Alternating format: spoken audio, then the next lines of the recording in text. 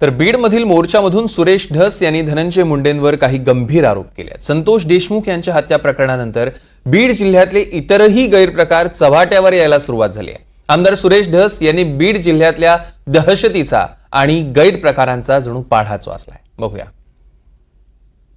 एक फडका काय त्याचा बाप और गाड्या पूजिताने सुद्धा तुम्ही बोहार काढता, गाड्या पूजिताने परत एखाद्या चौकात ठोय गोली मार भेजो में भेजा जो करता है, असं कोणतं तरी सत्य का काय पिक्चर मध्ये गाणं। या बीड जिल्ह्यामध्ये गोली मार किधर भी हो गया। 1200 ते 1300 लायसन ज्या ज्या कलेक्टरांनी दिले, ज्या ज्या एसपींनी त्याला संमती दिली आणि ज्या डीवायएसपींनी त्याला मान्यता दिली, या सगळ्यांवर कारवाई झाली पाहिजे असं माझं मत आहे। माझा सवाल आहे आमच्या पंकुताईंना, पंकुताई मला सवाल आहे तुमचा। संभाजीनगरला तुम्ही एअरपोर्टवर उतरला, 12 तारखेला तुम्हाला 12 डिसेंबर ही गोपीनाथजी मुंडे साहेब यांची जयंतीचा दिवस मान्य करतो मी, तुम्हाला जायचं होतं तिकडं, पण वाकडी वाट करून तुम्ही संतोषच्या घरी का गेला नाही? तो का नाही गेला हा सवाल आहे माझा। तुम्ही का गेला नाही? किंवा फक्त बोलतात कोरडं का? धनु भाऊ, तुम्ही जे बोललात ना गोपीनाथ गडाचे, अरे गोपीनाथ मुंडे कोण? गोपीनाथ मुंडेंनी त्यांच्या कालावधीत मटक्याचा खटका बसवला। मुंबईतलं गँगवॉर कुणी जर बंद केलं असेल तर ते गोपीनाथराव मुंडेंनी बंद केलं। गोपीनाथांच्या बरोबर सुद्धा आम्ही 10-10 वर्ष काम केलं। तो अनुभव वेगळा आहे, तुमच्या पुढे अनुभव काम करणं वेगळं आहे। तुम्हाला चांगले मोठाले आणि जे माणसं चांगले आहेत पंकुताई, तुम्हाला माणसं जमत नाहीत, तुम्हाला असे पाहिजे जी हुजूर जी हुजूर। आमची औलाद जी हुजूर करणारी नाही,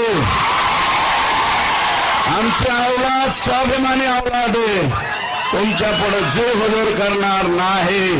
आजपर्यंत केला नाही आणि उद्या बी कराच करणार नाही, भले राजकारणात बाजूला जाऊ। परंतु पंकुताई, तुम्ही जसं यायला पाहिजे होतं तुम्ही आल्या नाही, चुकलात। याचं उत्तर द्या, काय असेल देऊ वाटलं तर द्या, नाही तर अपेक्षा मी नाही। नाहीच भेटायला आला तर अपेक्षा काय तुमच्याकडून? किमान तुमच्याकडून अपेक्षा होती 1 रुपया थर्मलला न भरता 2002 सालापासून अव्याहतपणे 500 ट्रक फुकट चालल्यात, त्याचं उत्तर काय? मग पंकुताई 14 ते 19 तुम्ही होत्या, तुम्ही का बंद केल्या नाही? त्याचं कारण आहे की हे धनुभाऊंचं घर वर आहे, पंकुताईंचं घर खाली आहे। खाली हे सकाळी चहाला असतात आणि दुपारच्या नाश्त्याला वर असतात। आणि धनुभाऊ पंकुताई, धनुभाईंनी तुमचं सगळंच काढून घेतलेलं तुम्हाला मिळच नाही लागलं। सगळे झंटा फंटा आटम उधर है, आणि हा सगळा झंटा फंटा आटम कोण सांभाळित होता? आका। माझं म्हणणं आहे 40 लाखापैकी 9 लाख वाल्मिक कराडच्या घरी गेल्याशिवाय फाईल मंजूर होत नव्हती। खरं आहे का खोटं? काहीतरी ऊस तोडे हात असतील, वर हात करू नाही, दाखवा ना।